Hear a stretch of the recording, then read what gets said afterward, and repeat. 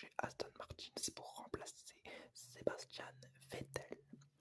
Ensuite, le départ de Ricciardo de chez McLaren a été, on va dire, acté avec la déclaration de Oscar Piastri disant qu'il ne rejoindrait pas l'écurie Alpine qu'il a pourtant couvé durant toute sa carrière. Donc, si on récapitule, Vettel part, Alonso va chez Aston Martin, il y a un siège libre chez Alpine qui devait être pris par Piastri, qui n'est finalement pas pris par Piastri, puisque Piastri a lui-même décidé d'aller chez McLaren avant le départ de Alonso de chez Alpine. C'est tout un programme. Une fois donc que Alpine a vu tout cela, et ben on peut dire qu'ils sont un petit peu biaisés pour un lié, mais en même temps c'est eux qui décident quel pilote ils vont mettre dans la voiture. Et le grand perdant de toute cette équation, c'est Daniel Ricciardo qui se voit entre guillemets viré de chez McLaren après 2 années plutôt galères, surtout une deuxième année où la performance n'est absolument pas là. Alors pour parler du Grand Prix de Spa-Francorchamps, c'est aussi peut-être le dernier Grand Prix qu'on vit en Belgique. On apprend durant le week-end que le circuit sera renouvelé pour l'an prochain, donc ce ne sera pas le dernier. Mais voilà, il y avait des rumeurs en début de week-end. En tout cas, c'est peut-être l'avant-dernier, étant donné que les Grands Prix européens ne sont plus, surtout les Grands Prix historiques, ne sont plus une condition pour rouler au calendrier, comme l'a dit Dominique, qui veut donc plus de spectacles, qui a été donné durant tout le week-end avec des concerts quasiment non-stop et une réorganisation de la piste pour la rendre moins dangereuse et peut-être plus agréable aux yeux des fans. Voilà, alors c'est à peu près tout ce qu'on a eu durant cette intersaison. Et pour l'arrivée au Grand Prix de Belgique, on peut commencer en FP1. En FP1, le début d'un triple week-end de Formule 1 avec la Belgique, les Pays-Bas et l'Italie. Et donc là, en courte session, la Latifi est mal relâché par ses mécanos, obligeant un écart dans les stands. Grosse annonce, puisque Leclerc et Verstappen feront partie des pilotes pénalisés ce dimanche et partiront en fond de grille. Et ça va nous offrir du spectacle. Sainz est le plus rapide. Les Mercedes ont une livrée spéciale pour les 55 ans de la marque AMG. Et donc voilà, une petite livrée. Ça fait un gros numéro à l'ancienne sur les côtés des deux Mercedes, ce qui est plutôt... J'aime pas forcément, mais bon, c'est spécial. Et Lawson prend part à la FP1 pour AlphaTauri, étant donné que c'est le pilote de réserve. Magnussen provoque un drapeau rouge sur problème moteur en fin de session. Et d'ailleurs, en fin de session, la pluie également s'invite, qui va nous laisser présager un week-end avec des conditions climatiques et météorologiques changeantes. En FP2, les pilotes semblent avoir du mal à ne pas se gêner. Pourtant, sur un si grand circuit, c'est compliqué, mais ils le font. Et beaucoup de ces pilotes d'ailleurs partent à la faute. Verstappen est le plus rapide sous la pluie. Bravo à lui. En FP3, Schumacher souffre d'un problème moteur et doit donc abandonner la session. Guanyu Zhou sera lui pénalisé pour son moteur. Une grosse sortie de piste de la part de Leclerc qui fonce dans les graviers et tapote légèrement le mur, abîmant son aileron avant et aussi un petit peu son aileron arrière. Il peut tout de même ressortir sur la piste et partira dans les stands pour réparer tout cela. Pérez est le plus rapide de cette FP3 qui présage un beau week-end et de belles qualifications.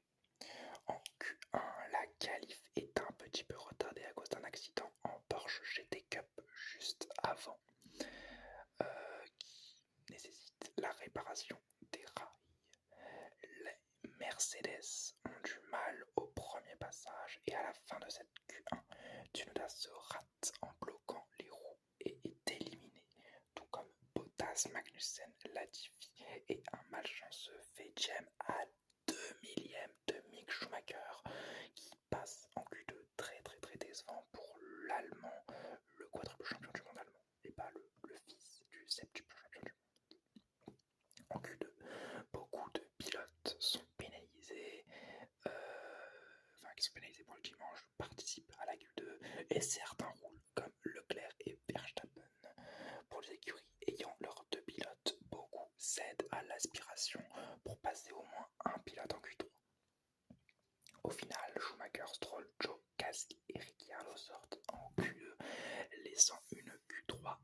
Alexander Albon. Très bonne qualification du Thaïlandais et première Q3 de la saison pour lui. C'est la deuxième Q3 de Williams cette année après la première de Latifi. Je crois qu'il l'avait faite en Angleterre, Latifi sa Q3. En parlant de Q3, nous y sommes au premier passage. Verstappen prend la pole provisoire alors que derrière, Charles Leclerc se plaint de ses gommes, visiblement une mésentente avec son stand. Il fait donc le quatrième temps. Au second passage, Verstappen sort de la voiture dans ses stands. Il ne prendra donc pas une deuxième tentative. Leclerc lui ressort en pneu usé pour donner l'aspiration à Sainz qui rate complètement son tour. Perez lui aussi se rate et le classement ne bougera plus devant, nous donnant un meilleur tour pour Verstappen et un Sainz en pole grâce à la pénalité du néerlandais. Donc voilà, la pole position est comptabilisée au nom de Verstappen, je crois, mais elle sera prise par Sainz le lendemain, le meilleur tour ayant été fait donc dans les livres d'histoire. Le meilleur tour aura été fait par Verstappen et la pole le lendemain sera prise par Carlos Sainz. Voilà, c'est comme ça que ça s'articulera et je vais vous donner donc la grille de départ. Sainz est premier, Perez est deuxième, Alonso est troisième, Hamilton est quatrième, Russell est cinquième, Albon sixième, Ricciardo est septième, Gasly est huitième, Stroll est neuvième, Vettel est dixième, Latifi est onzième, Magnussen est douzième, Bottas est treizième, 10 places de pénalité, Verstappen est quatorzième avec 20 places de pénalité, Leclerc est quinzième avec 20 places de pénalité, Ocon est 16e avec 20 places de pénalité, Norris 17e 20 places, Joe 18e et 20 places de pénalité, Schumacher est 19e avec 20 places de pénalité et Tsunoda partira des stands et donc il partira tout dernier. Avant le départ de la course, Gasly souffre d'un problème moteur et il partira également des stands. Donc il perd l'avantage de sa 8e place, mais personne ne viendra la récupérer. Donc les deux Alpha Tauri partent des stands. La course. Bon départ de Carlos Sainz devant Fernando Alonso, alors que Perez est battu par les deux Mercedes à la sortie de Kemmel. Alonso et Hamilton se percutent, abîmant la Mercedes et ralentissant toute la file. Un peu plus loin, Hamilton est au ralenti et s'arrête au bord de la piste. C'est un DNF des suites de son accrochage avec l'Espagnol. Sainz, lui, est devant avec 2 secondes d'avance sur Sergio Perez et autour de Latifi spin et entraîne Bottas avec lui, provoquant l'abandon du Finlandais juste après celui du Britannique Hamilton. Tout ceci crée une safety car et pendant la safety car, les ralentis sont montrés. On voit Hamilton serrant beaucoup trop la porte à Alonso qui l'envoie donc dans les airs, provoquant a posteriori l'abandon du Britannique. Je crois que c'est un problème moteur, mais en même temps, vu le saut qu'il a fait, c'est évident que le moteur n'est pas indemne. Bottas, lui, est juste victime de la maladresse du Canadien qui peut repartir après ce spin. Donc voilà, Latifi spin, Bottas veut l'éviter, il n'a pas d'autre choix que d'aller dans les graviers le mettent dans le mur, course terminée, et Latifi lui n'est pas touché parce que Bottas a réussi à l'esquiver et il peut repartir dernier, mais repartir quand même sans pénalité étant donné qu'il n'est pas le premier fautif dans l'accident de Bottas. Enfin, c'est pas lui qui le met dehors, donc il n'a aucune pénalité à purger. Au tour 4, Leclerc pit pendant la safety car à cause d'un possible problème dans ses écopes de frein. Il ressort 17ème avec toujours les pneus fumants dont il se plaignait, mais au final c'est un tir-off qui a été enlevé. Un doute utile sauvant sûrement sa course, étant donné que si le tir-off n'avait pas été enlevé durant le pit stop, eh bien il aurait pu totalement bousiller le frein avant droit, donc déjà baisser en performance et aussi baisser les capteurs de température qui auraient pu donc déboussoler la Scuderia et qui auraient sûrement provoqué un DNF par souci de sécurité pour le monégasque. Et voilà, le monégasque peut rester en piste et c'est tout à son honneur d'avoir repéré ça, surtout que c'est lui qui a dit les gars, ça fume à l'avant droit, c'est pas l'écurie qui lui a dit de rentrer, c'est lui-même qui l'a demandé et l'écurie a accepté. Fin du tour 4, la safety car s'efface et Sainz relance assez mal, mais repart bien et garde la tête de la course, alors que Russell attaque Perez et Alonso en profite pour être agressif, mais il ne passe pas sur le Mexique. Au tour 5, la remontée de Verstappen est en marche déjà et il profite de certaines voitures et surtout de certains abandons pour déjà être 6ème à la fin même du tour 5. C'est quand même exceptionnel, sachant qu'il partait de la 14e place. Tour 6, même dépassement de Verstappen sur Vettel au dernier virage, il est donc 5ème. Tour 7, Alonso fait les frais du diable néerlandais qui le passe avant le virage. En fin de ligne droite, la ligne droite de Kemmel, il est 4ème. Tour 8, même sort pour Russell face à Verstappen au même endroit que Alonso un petit peu plus tôt. Leclerc lui passe Gasly puis Tsunoda dans le même tour, il est 14ème à l'entame du 9ème tour. 9ème tour qui sourit à Lando Norris qui passe Magnussen dans la ligne droite de Kemmel toujours. Tour 11, Sainz pit en fin de tour pour des médiums suivis par Alonso. Au tour 12, Verstappen passe Perez et prend la tête du Grand Prix en 12 tours. Il a gagné près de 7 à 8 positions. Qu'est-ce que je raconte? Il a gagné 13 positions étant donné qu'il partait 14ème. Vraiment exceptionnel. La course est trop facile pour lui. La monoplace est sûrement un peu trop exceptionnelle en plus du talent du pilote qui rend tout cela dans un cocktail explosif. Sainz, lui, est ressorti dans le peloton et doit dépasser Ricciardo pour pouvoir avoir la piste un peu plus libre devant lui et sûrement profiter un maximum de sa stratégie. Au tour 13, Sainz passe Vettel au dernier virage et Russell pit pour des médiums à nouveau. Il repassera donc par les stands étant donné qu'il était sur des médiums dès le départ, sûrement un deuxième arrêt pour des softs en fin de Grand Prix. Tour 14, Perez est appelé au stand pour des médiums, même stratégie que Mercedes, et il ressort devant Charles Leclerc. Mais derrière Sainz, d'ailleurs, Leclerc l'attaque et Perez il serre un petit peu le monégasque et l'empêche d'attaquer. Donc Leclerc qui voulait profiter de son arrêt pour directement attaquer Perez ne peut pas, étant donné la résistance un petit peu musclée du Mexique. Tour 15, Verstappen s'arrête au stand et met des médiums ressortant deuxième devant Perez et derrière Leclerc. Il est attaqué il est attaqué par Russell, Leclerc. Je vais me retrouver. Voilà. Verstappen s'arrête, mais des médiums ressort deuxième devant Perez. Derrière lui, Leclerc est attaqué par Russell qui le passe dans la ligne droite de Kemmel. Et au tour 16, un magnifique double dépassement de Ocon sur Ricciardo et Albon. Le Thaïlandais le repasse un peu plus loin. Derrière, Schumacher passe Latifi dans le raidillon d'une magnifique manière et au tour 18, Verstappen a rattrapé Sainz qui est en tête de course et le passe dans la ligne droite de Kemmel, reprenant la première place et s'assurant quasiment la victoire dans ce Grand Prix. Tour 21, Perez passe Sainz dans la ligne droite et se dirige vers un doublé facile pour les Red Bull, tandis que derrière, Stroll passe Gasly à l'extérieur au combe pour la 11e place.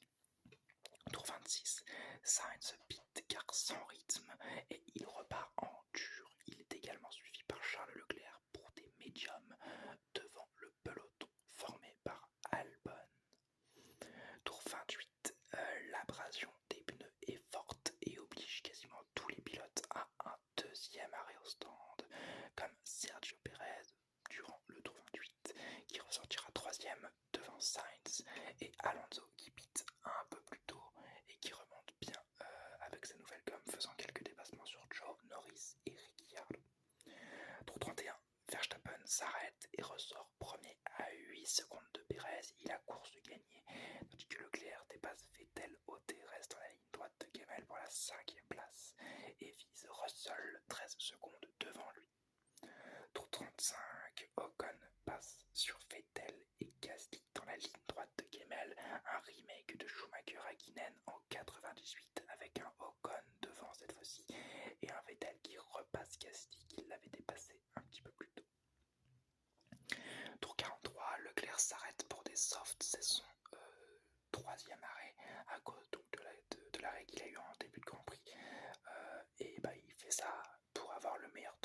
course, il ressort juste devant Alonso qui l'attaque dans la ligne droite de Kemmel. Et c'est à ce moment-là qu'on peut se demander pourquoi un arrêt aussi stupide de Ferrari. Leclerc avait, sa 5e place bien en main. Pourquoi faire ça? Pour le meilleur tour, oui, d'accord, mais là les écarts étaient beaucoup trop moindres avec Alonso. Et alors qu'en plus Verstappen entame le dernier tour de course et que derrière Leclerc repasse Alonso qui l'avait passé, hein, voilà. Donc ils ont mis la 5e place de Leclerc en danger. Il a perdu sa 5e place au profit d'Alonso qui l'a redépassé ensuite en essayant d'aller chercher le meilleur temps. Verstappen lui termine la course au bout des 44 tours qu'il a bouclé devant Perez et Sainz qui seront 2e et 3e respectivement. Russell a été intouchable par le Monégasque qui était trop loin et on apprendra à la fin du Grand Prix que Leclerc est pénalisé de 5 secondes pour avoir fait un excès de vitesse dans les stands, perdant donc l'avantage de sa 5e place, ne cherchant même pas le meilleur temps en course puisqu'il n'a même pas eu le temps de le faire. Donc vraiment une stratégie horrible des Ferrari, laissant une victoire au tour 44 à Verstappen, une victoire méritée pour le Néerlandais qui aura été imbattable durant tout le week-end.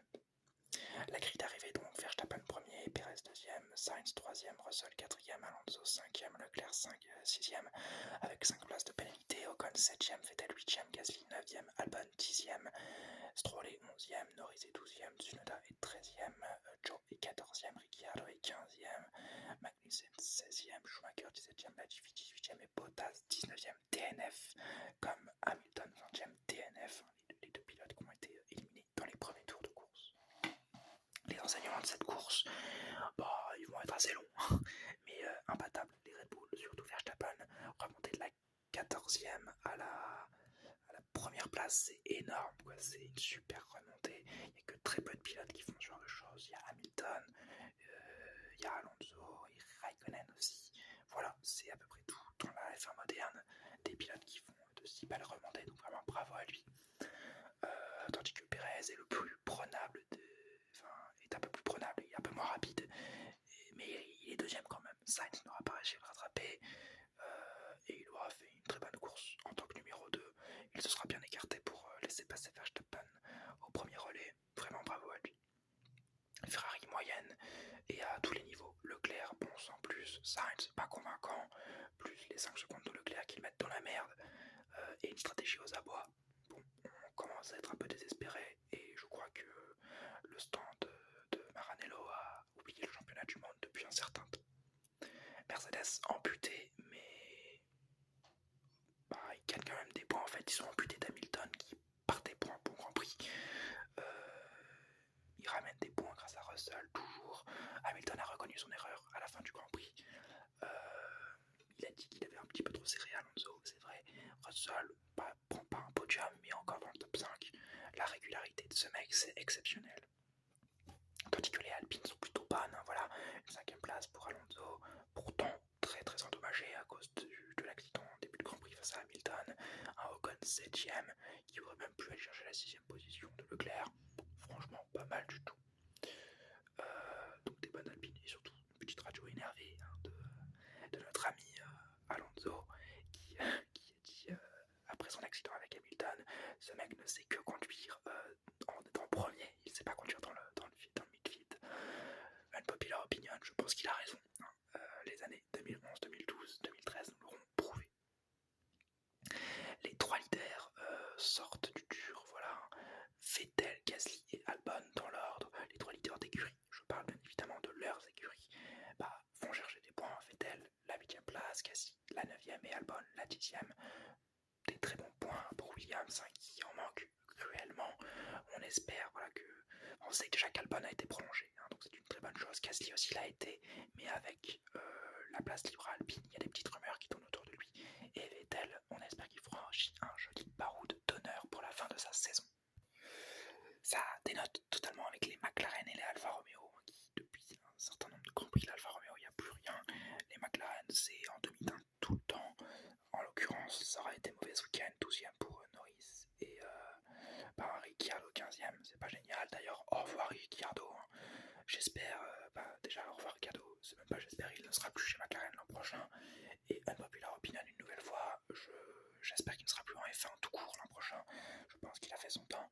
J'ai pas connu les années Ricciardo Fast, j'ai connu en 2018 peut-être un peu, où il était très bon, mais il n'est plus bon depuis. Son détour chez Renault a été pour moi une réussite. Pour beaucoup ça a été un échec, pour moi ça a été une réussite, le détour de Ricciardo chez Renault, mais il l'a lui-même raté en partant chez McLaren en étant opportuniste, ce qu'il aurait à mon avis pas dû faire. Et reprendre Ricciardo pour Alpine, ce serait un terrible désaveu. Donc j'espère que Ricciardo quittera la F1 à la fin de cette saison, tout comme Latifi. 18ème, Albon 10ème. Voilà, il y a un gap absolument énorme. Voilà, j'espère que c'est la dernière année pour Latifi également. On en rigole, que Latifi, c'est rigolo, on est en F1. Voilà, hein, on est en F1, on est là pour avoir de la performance. Latifi n'est pas capable d'en offrir, et c'est décevant. Donc j'espère aussi que c'est sa dernière saison en Formule 1. Une belle piste, en tout cas, pour terminer sur ce Grand Prix, une très belle piste, Spa-Francorchamps. Heureux de savoir qu'elle sera là pour l'année prochaine. Une course presque gagnée d'avance, malheureusement, et un peu monotone, entrecoupée de beaux dépassements dans le midfield. Vraiment, le dépassement Ocon, Vettel, Gasly était magnifique. Pareil pour Schumacher, qui a fait un super dépassement, vraiment, dans leur édition. Je trouve ça super joli. Vraiment, c'est des dépassements qui font vibrer. C'est pour ça que je vais donner un 16 à ce Grand Prix. Parce que déjà, il y avait une ambiance, il y avait une nouvelle petite ambiance, pas mal du tout. J'ai beaucoup aimé les nouvelles améliorations sur le circuit. Voilà ce que ça a apporté. J'en avais quelques points parce que je suis fan de Ferrari, comme d'habitude, vous savez, je suis un ronchon. Dès que c'est pas Ferrari qui gagne, je suis pas content. Mais voilà, j'ai beaucoup aimé ce week-end. Ça a été très plaisant. J'ai adoré voir la piste, donc un joli 16 sur 20. Qui est surtout implémenté par les belles batailles du midfield qui m'ont donné foi en ce Grand Prix. Et de toute façon, j'ai toujours foi en Spa-Francorchamps. Bien voilà, c'est la fin de cette vidéo assez longue. J'espère qu'elle vous aura plu. Si c'est le cas, le petit like, le petit commentaire, le petit abonnement, si vous en avez envie. Si je vous ai détendu, surtout. Alors, la prochaine vidéo, ce sera peut-être mercredi, sinon dans une semaine, pour le Grand Prix de Zandvoort. Je fais voilà avec la Silly Season qui va pas la Silly Season, mais les petits après ce